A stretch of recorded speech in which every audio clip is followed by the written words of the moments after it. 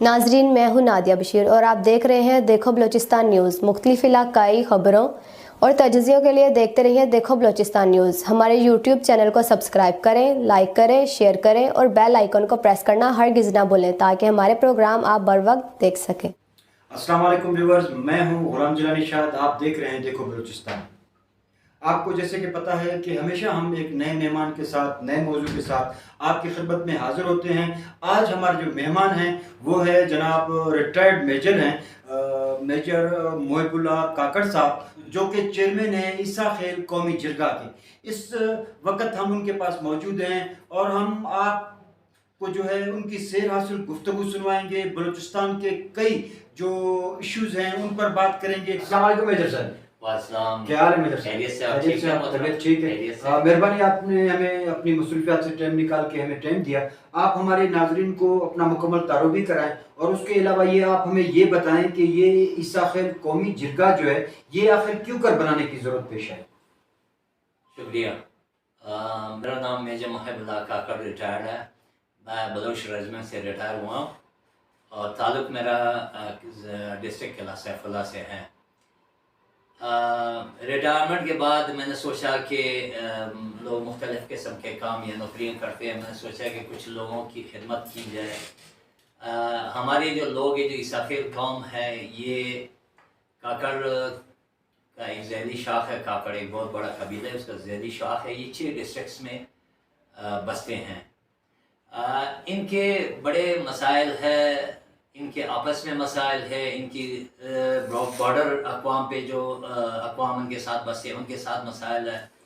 कुछ कबायली रंजिशें हैं, कुछ कबायली तनाज़ात है, कुछ आपस में तनाज़ात है। उनके हल के लिए दरमियान में कोई ऐसा जिरगा, कोई ऐसे बंदे आने चाहिए ताकि इनके मसले मसाइल जो है वो फिल फॉर हल हो सके। ये जिरगा सिस्टम है, ये आज से हज़ारों साल पहले ये एक जिरगा सिस्टम चलता था। यानी अगर आप देखें तो बलोच के रवायत में, रस्म और रिवाज में ये जिरगा सिस्टम है। आप पंजाब जाएँ तो पंजाब में देखें वहाँ पंचायत सिस्टम है, अभी तक चल रहा है। तो यहाँ पे भी यही जिरगा सिस्टम चल रहा है। तो हमारे और बलोच भाइयों, ख़ुसूसी बलूचिस्तान की हद तक अगर मैं बात करूँ तो यहाँ पे हमेशा जो मसले जिरगे से हल हुए हैं, मेड़ और ननावात से हल हुए हैं, वो उसके नतायज जो है वो बेहतरीन निकले हैं। वैसे भी हमारे जो लोग हैं वो कबायली रस्म व रिवाज और कबायलियत पे ज़्यादा बिलीव करते हैं अभी तक, दो इस 21st सेंचुरी। लेकिन हमने एक जगह बनाया, उसमें हमारे पास जरगा के मोहतरम मेंबर्स 25 के लगभग है। तो हमारे पास ज़मीनों के भी मसले आए, आपस में लड़ाई झगड़े थे। हमारे पास कुछ कत्ल के भी मामले आए। अल्हम्दुलिल्लाह हमें कोई 8 महीने हुए और इन 8 महीनों में हमने 25 ऐसे मामला थे जो कि हमने अभी तक हल किए हैं। ये जो है, ये जो जरगा सिस्टम है, ये अभी भी हमारे बलोच बेल्ट में, पठान बेल्ट में, मुख्तलिफ एरियाज़ में अभी भी ये जरगा सिस्टम चल रहा है और लोग इस जरगा सिस्टम से इंतहाई खुश है क्योंकि फिल फॉर इंसाफ मिल जाता है और बगैर किसी खर्चे के। अच्छा, ये जिस तरह आपने कहा कि ये जिरगा सिस्टम बहुत अच्छा है, इससे जो है फौरी तौर पर इंसाफ भी मिल जाता है, तो ये बेहतरीन अच्छा अमल है। और उसके अलावा अगर देखा जाए तो बलूचिस्तान एक कबायली सूबा होने की हैसियत से बलूचिस्तान में अक्सर कबाइल के मसाइल होते रहते हैं, चाहे पश्तून हो, चाहे बलूच हो, चाहे दीगर कबाइल हो। तो इस हवाले से आया आपका जो ईसा खेल कौमी जिरगा है, सिर्फ अपने ईसा खेल कौम के लिए ये जिरगा करता है, उनको मेड़ मरका करके राजी करता है, उनके मसाइल को हल करता है, या थ्रू आउट बलूचिस्तान में जितने कबाइल आबाद हैं उनके लिए काम कर रहा है? जी मोहतरम, ऐसा है कि हमारी जरगा जो है वो ओपन है सबके लिए। इसमें हमारे बलोच भाई भी आ सकते हैं। किसी पठान का किसी बलोच भाई के साथ लड़ाई हो सकते हैं, बलोच के आपस में लड़ाई हो सकते हैं, या कोई तनाज़ा दरमियान में आ सकता है। तो हमारे दरवाजे, डोर्स ओपन है, दरवाजे खुले हैं। ये आपको बता दूं कि हमने अभी तक पठान में सिर्फ ईसा खेल काकड़ के नहीं, हमने महम मसूद कबीले के, ہم نے سلیمان خیل قبیلے کے مسئلے حل کرائے ہیں. جرگے میں وہ آئے ہیں, انہوں نے اپنے مسئلے رکھ دیے, ہم نے وہ حل کر کے دکھا دیے. ہمارے اس میں جرگے میں جو ممبرز ہیں وہ اچھے خاصے کوالیفائڈ ہے, قبائلی رسم و رواج اور تنازعات کو سمجھتے ہیں. اس میں مفتیان صاحبان ہے, اس میں علماء اکرام ہے, اس میں ایسے ہمارے محترم ممبرز ہے جو اس سے پہلے انفرادی طور پہ یہ جرگہ سسٹم مختلف جرگوں میں بیٹھتے تھے, میل کرتے تھے, نانوادی کرتے تھے اور وہ یہ کام چلاتے تھے. لیکن میں نے یہ کیا کہ کوشش کی ہے کہ ان کو اکٹھا کیا جائے اور اس کو ہر ایک معاملہ ہے, اس معاملے کو قبائلی رسم و رواج اور شرعی جو چونکہ ہمارے پاس علماء اکرام اور مفتیان صاحبان بھی ہے, اس پوائنٹ آف ویو کو بھی اس چیز کو دیکھے. تو الحمدللہ ابھی تک جتنے ہم نے مسائل حل کیے ہیں تو لوگ خوش ہیں اور انشاءاللہ پر امید ہے کہ مزید ان کے جو مسائل ہے وہ حل ہوں گے.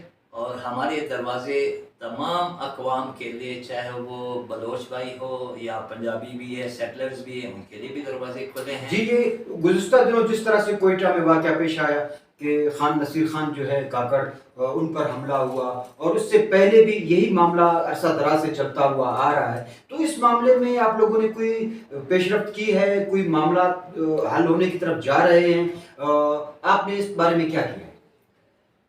جی محترم, سب سے پہلے تو ہمارے قبیلے کے ایک محترم شخص خان نصیر خان کاکڑ پہ ایک قتلانہ حملہ ہوا ہے.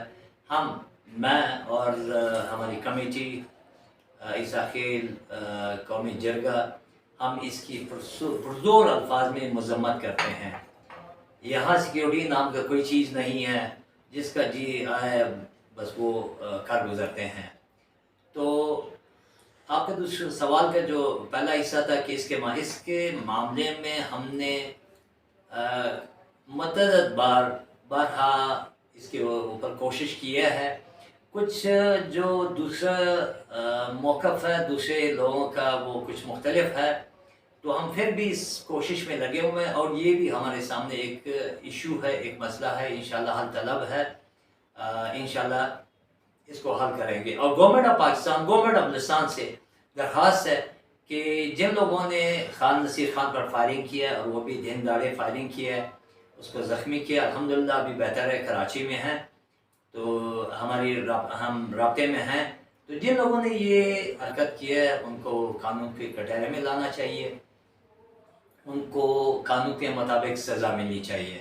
تو آپ کا سوال کا جو حصہ تھا کہ انشاءاللہ اس کے اوپر ہم لگے ہوئے ہیں, کام کو ہو رہا ہے اس کے اوپر, اور انشاءاللہ یہ مسئلہ بھی حل ہو جائے گا انشاءاللہ.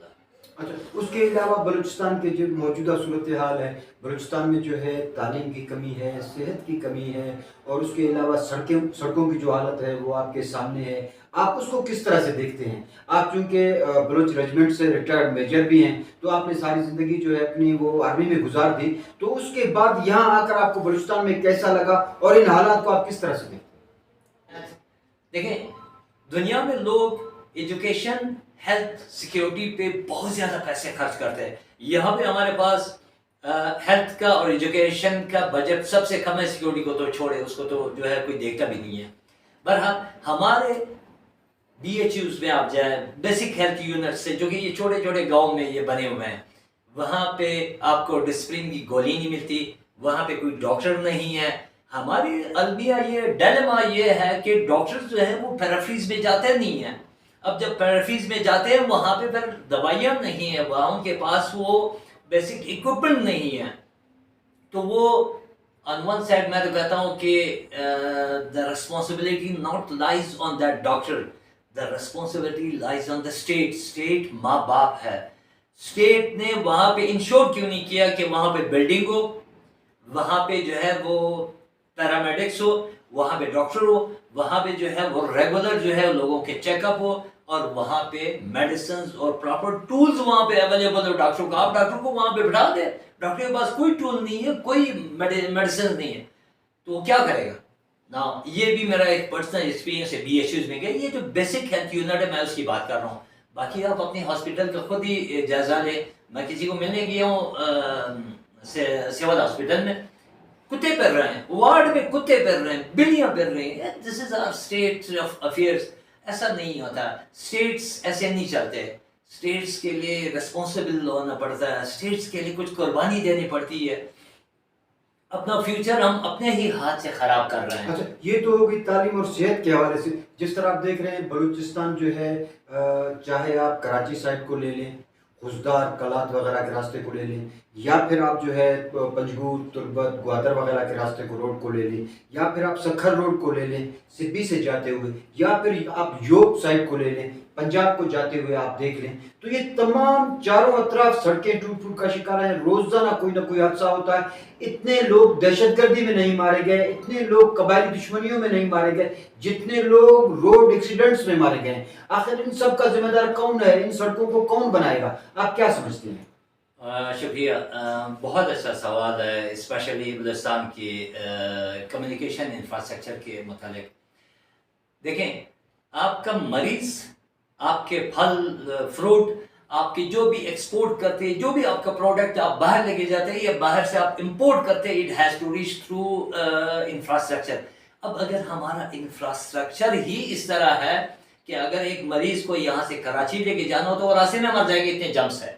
اگر ایک بندے کو, مریض کو یا مریضہ کو یوب سے یہاں ٹرانسفر کرنا ہو, جو کہ مین ہاسپٹل ہمارے پاس یہ بلوچستان کوئٹہ میں, دیر از اونلی ون سٹی, باقی سٹیز تو بس ویسے ہی برائے نام ہے.